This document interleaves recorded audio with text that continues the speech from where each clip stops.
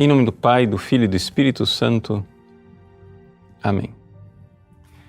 Meus queridos irmãos e irmãs, no Evangelho de hoje, Jesus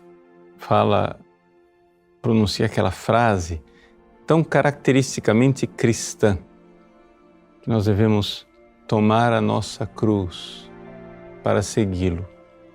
Mas ele faz isso colocando num contexto mais amplo que faz com que a gente medite de forma mais profunda. Veja só, em primeiro lugar, a gente tem que entender o seguinte, que Jesus aqui está dizendo: quem não carregar sua cruz e não caminha atrás de mim, não pode ser meu discípulo. Vamos recordar. A partir do capítulo 9 de São Lucas, ele está subindo para Jerusalém. Ou seja, caminhar atrás dele significa isso. É para lá que ele está indo, determinadamente. Mas aqui pela primeira vez aparece um verbo estranho para carregar a cruz. Essa palavra, carregar a cruz, ela está em todos os evangelistas. Está em São Mateus, está em São Marcos, está 2 vezes em São Lucas, mas todas as vezes aparece um verbo diferente. Aqui aparece, porém, um verbo estranho, bastatzo. O verbo bastatzo, em latim, baiulat, ele tem um duplo significado. Ou seja, o significado originário é simplesmente de carregar um peso. Você pegar uma coisa pesada e carregá-lo, tirar algo de uma base e levantá-la. Muito bem. Agora, existe também um uso técnico, que depois chegou a nós em português, né? Baiulat, bajular, quer dizer exaltar, quer dizer glorificar, não é isso?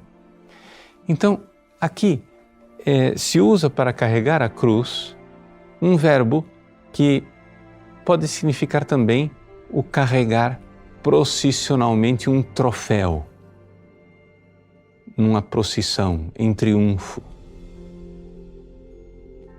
Quem não toma a sua cruz?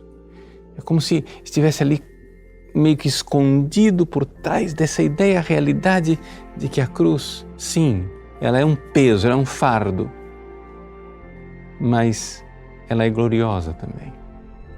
Existe ali uma sabedoria, nós precisamos saborear a cruz. Então, qual é o contexto no qual esta palavra é colocada? Bom, em primeiro lugar, São Lucas nos coloca diante dessa realidade que nós temos que preferir Jesus ao nosso pai, à nossa mãe, nossa mulher, nossos filhos, nossos irmãos, nossas irmãs. No original grego de Lucas, um sabor bem semítico, porque nas línguas semíticas não tem um comparativo. Então, ele diz assim, quem não odiar o seu pai e sua mãe não é digno de mim. Esse odiar, evidente, não quer dizer odiar, quer dizer você tem que amar a mim, Jesus, mais do que seu pai, sua mãe e sua família. E então Jesus fala da cruz e faz 2 metáforas para que a gente entenda. É necessário calcular. Você tem um empreendimento, você precisa calcular. Vai fazer uma torre, calcule os gastos. Você vai empreender uma batalha, calcule o exército. Nós temos que entender que existe um preço.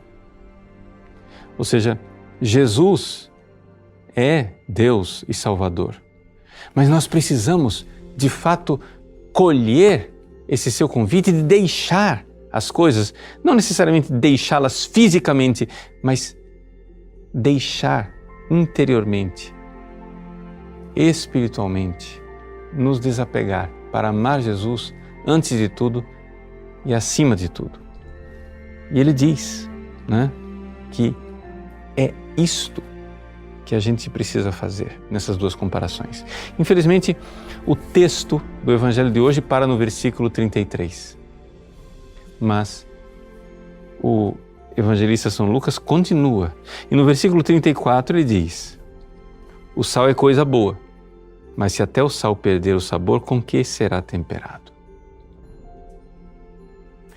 Já não serve nem para a terra, nem para o esterco, mas só para ser jogado fora. Quem tem ouvidos para ouvir, ouça. Isso quer dizer o seguinte: nós cristãos que seguimos Jesus, se nós não colocamos Jesus acima de tudo, nós somos sal que perdeu o sabor e a gente não serve nem para esterco. Um cristão que não ama Jesus acima de tudo não é cristão coisa nenhuma. Então você pense bem antes de seguir Jesus.